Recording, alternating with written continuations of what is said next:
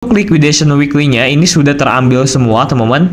Jadi kebanyakan orang tuh ngambil buy di area-area sini dan ini sudah kemakan semua. Jadi ini bisa aja potensial dia bakal ada yang lebih kecilnya, yaitu di time frame 1 jamnya. Ya ini bisa aja dia ada bisa bouncing di area sini, tapi gua lebih takut ya kalau misalnya gua ngambil di area sini. Jadi mending kalian bisa ngambil di area demand yang ada di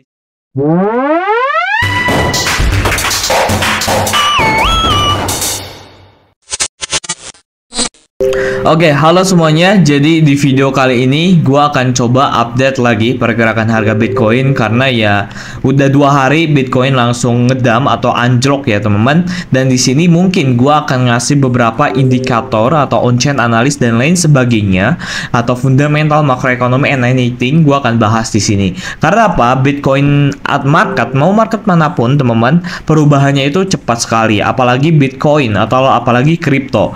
Sedetik aja itu bisa berubah, kalian tidur aja itu market itu sudah berubah gitu teman-teman. Jadi di sini kita akan langsung aja update lagi ya pergerakan harga Bitcoin. Nextnya dia bakal kemana? Dan sebelum itu untuk kalian yang belum masuk ke grup Telegram gua, silakan masuk ke grup Telegram gua teman-teman semuanya. Linknya udah ada di deskripsi video ini secara gratis. Di sini gua ngasih berbagai informasi, gua ngasih updatean juga dan lain sebagainya. Nah di sini kita akan langsung aja ya teman-teman. Next move pergerakan harga Bitcoin dia bakal kemana? Oke, mungkin first of all yang akan gua bahas itu dari liquidation head map-nya. Nah, kalau misalnya kalian lihat untuk satu day-nya atau satu harinya, liquidation head map di 24 hours itu dia udah ngambil likuidasi ya. Kemarin tuh gua kira dia ngambil dulu likuidasi yang ada di 107 ya di area atas itu. Nah, tapi dia ngambil likuidasinya di area bawah yang ada di sini, teman-teman. Nah, di sini mungkin gua akan coba ngasih ke weekly liquidation weekly-nya. Nah, untuk liquidation weekly-nya ini sudah terambil semua, teman-teman. Jadi kebanyakan orang tuh ngambil buy di area-area sini dan ini sudah kemakan semua. Jadi ini bisa aja potensial dia bakal ada bouncing lagi atau dia mungkin bakal ada bouncing ya. Kalau misalnya kita lihat dari liquidation head map-nya ini udah nggak ada likuidasi yang paling besar lagi. Likuidasi yang paling besar itu berada di area 111 ribuan, teman-teman. Nah, jadi kalau misalnya kita cek secara liquidation head map itu dia bisa aja masuk ke atas lagi. Jadi ini udah deepnya gitu. Tapi kita akan coba cek juga di analisa-analisa lainnya. Nah, analisa on-chain yang kedua yaitu dari MRV ya teman-teman. Jadi MVRV ratio itu adalah mengukur market cap dan juga FDV teman-teman.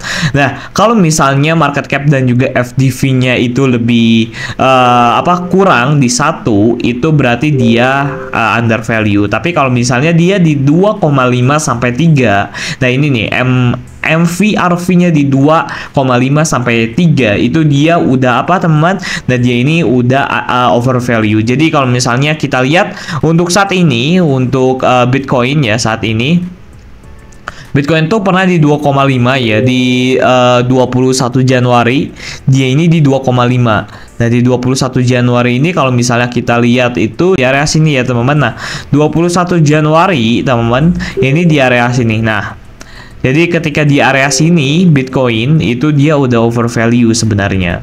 Nah, kalau misalnya kita lihat dari cek ininya MRVR-nya dia ini udah over value, makanya dia langsung down untuk saat ini. Nah, tapi untuk saat ini Bitcoin sendiri kan price-nya di 99.000 dan juga untuk MVRV-nya itu di 2.4. Nah, kemungkinan besar MRV ini dia masih tinggi ya, teman-teman. Jadi yang low-nya itu di area 2,2. Nah, ini untuk MRV-nya. Jadi kalau misalnya dia ini low berarti dia under value, teman-teman. Kalau misalnya dia ini high MRV-nya dia ini udah over value. Jadi ini bisa jadiin indikator acuan kalian kalau misalnya ada indikasi Bitcoin ini mau penurunan dan juga kenaikan lagi. Nah, kalau misalnya kita lihat dari exchange net flow-nya total. Nah, ini untuk exchange net flow, teman-teman. Jadi net flow ini uang masuk ya.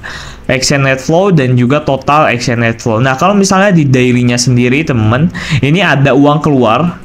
Jadi untuk ini ada uang keluar yang sangat cukup lumayan besar ya untuk di beberapa hari kemarin. Nah, kalian bisa ceknya di sini.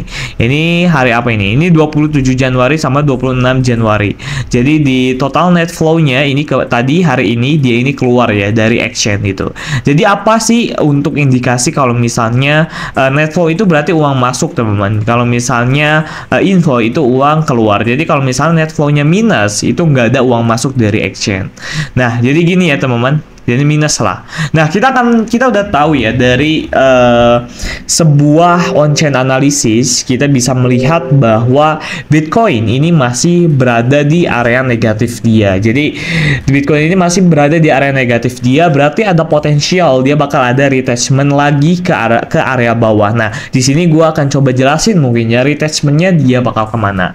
Kalau misalnya kita udah cek dari on-chain analisnya, mungkin gua akan coba cek juga dari newsnya. Nah, ini ada news ya. Ini ada news, nah dari ini Investopedia. Jadi kenapa Bitcoin ini down itu gara-gara overnight itu risk on assets such as Bitcoin and other crypto asset trying to fail condition, they are always conducive to lower interest rates. Jadi ini kenapa bisa unlock kemarin gara-gara ada interest rate, teman-teman. Jadi ada suku bunga, dan juga kalian bisa lihat and yields on bond will be more applying. Jadi untuk yield atau keuntungan dari investasi bonds atau mata uang Amerika itu lebih menguntungkan daripada Bitcoin, teman-teman. Atau enggak ya, intinya kayak korelasi lah. Nah, kita coba translate kalau misalnya kalian nggak ngerti. Nah, ini Indonesia, jadi nah ini ada nih. Nah, karena itu berarti akan ada lebih sedikit uang yang bisa digunakan untuk membeli aset tersebut, dan imbal hasil obligasi akan lebih menarik, teman-teman. Nah, jadi kenapa kemarin itu turun gara-gara ya penurunan suku bunga, teman-teman.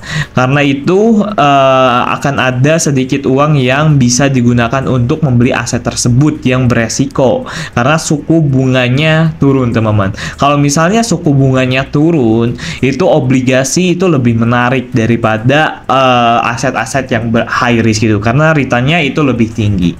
Nah, ini salah satu dari news dari Investopedia. Jadi kalau misalnya gue juga takutnya salah ini pembacaan news, kalau misalnya ada yang mau benerin silahkan benerin. Dan kita akan langsung aja ya teman-teman masuk ke dalam chartingnya. Kemana sih pergerakan harga Bitcoin dari segi teknikal? Mungkin kita akan coba hapus BTC USDT. Kita akan coba analisa ya pergerakan harga Bitcoin nextnya tuh dia mau kemana sih. Nah, kemarin tuh gue udah jelasin ya, jadi kemarin tuh dia potensial ngambil area liquidation di atas, tapi dia ngambilnya di bawah. Nah, tadi tuh gue udah ngambil kayaknya dia bakal ke atas baru dia down, tapi dia langsung ngambilnya di bawah. Tapi it's okay, kita akan coba ya kemana sih pergerakan harga Bitcoin untuk saat ini. Jadi kalau misalnya kita lihat ya dari daily-nya teman-teman, untuk dalam daily Bitcoin saat ini for daily ya, Bitcoin ini dia potensial bisa masuk ke area sekitar ini, teman-teman. Dalam on-chain-nya juga dia masih minus, jadi kemungkinan besar Bitcoin ini bakal ada masuk ke area sekitar 95 US dollar per coinnya. Jadi Bitcoin ini akan ada potensial masuk ke area sekitar 95 US dollar per coinnya. Tapi overall kalau misalnya kita lihat dalam jangka panjangnya, Bitcoin ini emang masih bisa mengalami kenaikan, teman-teman. Jadi kemungkinan menurut gue pribadi untuk saat ini jadi Bitcoin bakal gini nih. Ini gue akan coba ngasih di ini. Nah, jadi Bitcoin dia ini bakal ada potensial dia down baru dia pumping. Nah, ini untuk Bitcoin dia sendiri. Nah, ini untuk ininya, untuk targetingnya di area 107k. Dan ya harusnya bisa kayak gini ya kalau misalnya kita lihat dari segi daily-nya. Karena di sini juga gue lihat kalau misalnya kalian make sure ke 4H ini tuh area fake out atau likuidasi. Jadi ini bakal ada likuidasi lagi ke bawah. Nah, overall gue bisa atau kalian bisa sorting position terlebih dahulu, karena bahaya kalau misalnya kita mengambil kesimpulan untuk nge-buy Bitcoin. Tapi ini juga kalau misalnya ini kan kalau misalnya kita lihat ya di tempo frame yang lebih kecilnya, yaitu di time frame 1 jamnya, ya ini bisa aja dia ada bisa bouncing di area sini, tapi gue lebih takut ya kalau misalnya gue ngambil di area sini. Jadi mending kalian bisa ngambil di area demand yang ada di 92 US dollar. Ini pokoknya dia masih bisa kenaikan lah. Ini mungkin akan ada kalau misalnya dia peturun ya mungkin dia retestment lagi lah. Jadi intinya out of the flow, kalau misalnya kita lihat atau tarik garis secara horizontal itu secara panjang, Bitcoin ini masih mengalami kenaikan. Dan target gue itu masih sama ya. Untuk minggu depan atau minggu depannya lagi, 2 minggu dari sekarang, Bitcoin ini bisa membuat all time high yang baru. Oke, thank you so much yang udah nonton and see you the next video.